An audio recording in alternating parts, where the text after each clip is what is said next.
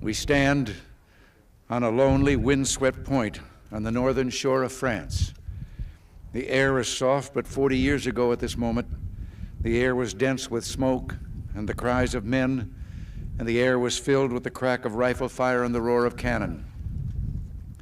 At dawn on the morning of the 6th of June, 1944, 225 Rangers jumped off the British landing craft and ran to the bottom of these cliffs.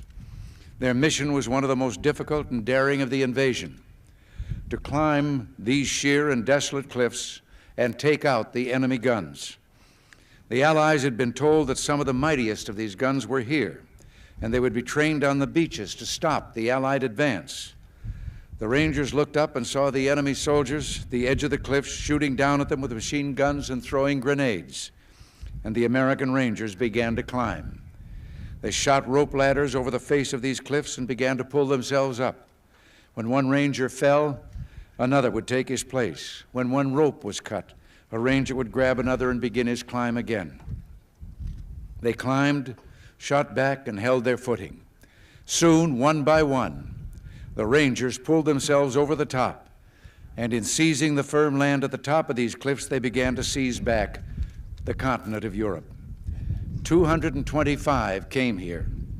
After 2 days of fighting, only 90 could still bear arms. And behind me is a memorial that symbolizes the Ranger daggers that were thrust into the top of these cliffs. And before me are the men who put them there. These are the boys of Point-du-Hoc.